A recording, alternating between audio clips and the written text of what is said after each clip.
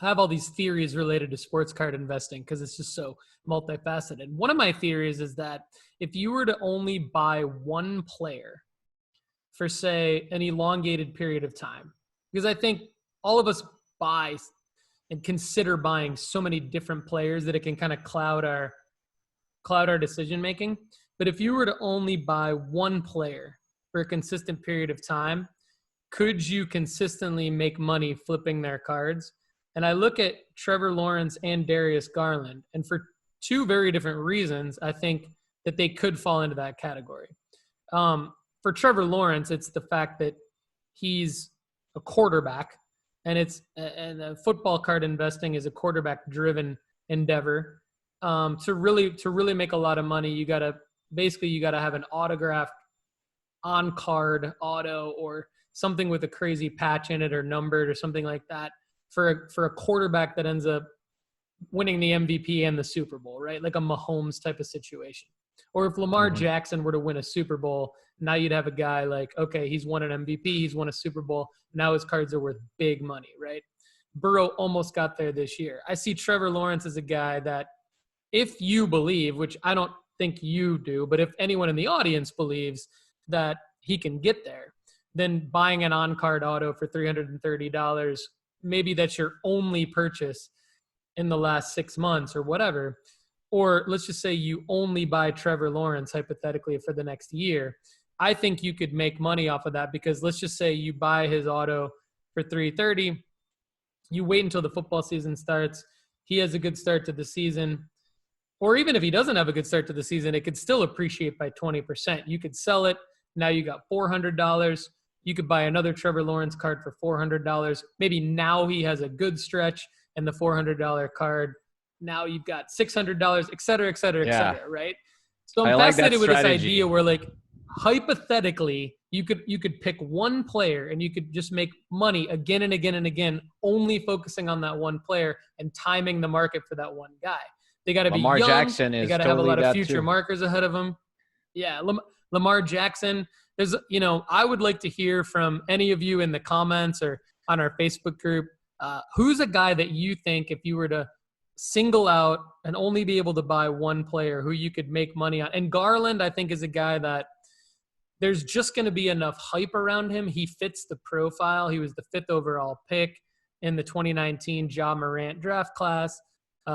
And he's the number 1 in Cleveland right now, but he's got a young team. So, like, they might have a first round exit, but the fact that his rookie auto went for $500, even in a first round exit in the playoffs, which would be disappointing, it could still be a $650 card easily.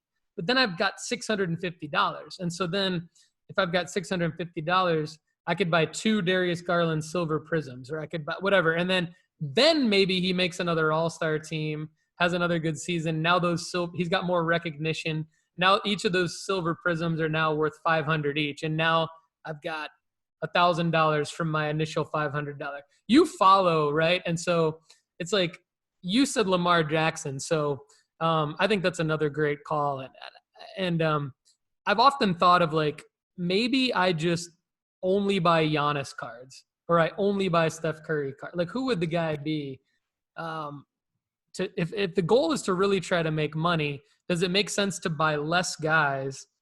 Or does it make sense to just pick, like, one guy that for a bunch of different reasons is going to appreciate in value and just go after his cards? Yeah, I'm totally there with you. And I mean, that why I said Lamar Jackson fits that profile. The guy is spectacular. He could win 4 games in a row all by himself and then throw 5 picks in 3 consecutive games right after and lose them all, and his value dips. And then, so yeah, I've been a long time Baltimore Ravens fan. I think Lamar Jackson was a steal at the draft. I would have loved to invest in his cards back then, but yeah, we'll see. We've got Lamar, I think, number 15 in our report right now, and I think there's a good argument that he could be higher than that, really, because the report is based around what's the balance between proven success, card prices, and upcoming markers. And when you look at Yeah. Lamar, he was injured. Basically, like last year was kind of a throwaway year. Like you can't, and that happens. It happens especially in the NFL. It happens in any sport, but especially in the NFL.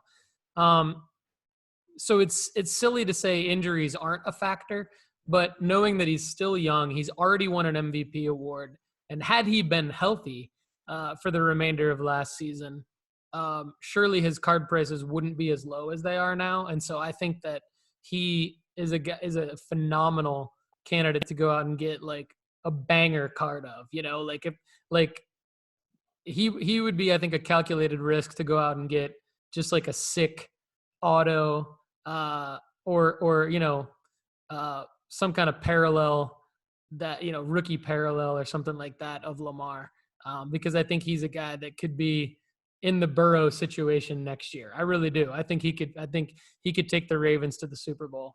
I think the AFC is absolutely stacked. It's going to be, Yeah, I have man, no that's idea why who's it's a going to come out of big the risk as AFC, well. but yeah. That's why it's a big, but anyway, high risk, high reward. I think Lamar right now could be a good buy.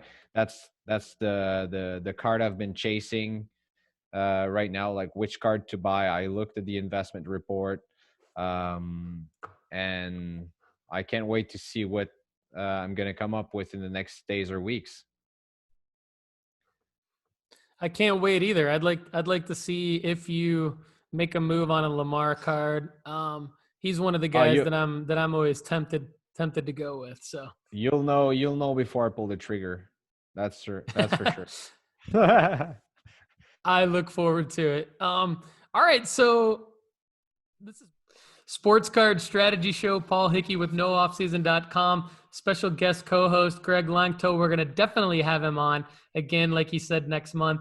Brought to you by MarketMoversApp.com by Sports Card Investor. We really want you to go there and use the promo code NOOFFSEASON, all lowercase, to save 20%. And of course, Greg and I want you to check out the Sports Card Investment Report at NoOffSeason.com and join the Facebook group with us. So to find the Facebook group, easiest thing to do is just go to SportsCardStrategy.com and you'll see the link right there to join the Facebook group. We'll let you in, and you'll hear from Greg and I in the Facebook group. So thanks again, everybody. Have a great day. All right, man. Great work. That was fun. That was awesome. Thanks, Paul. It was a blast.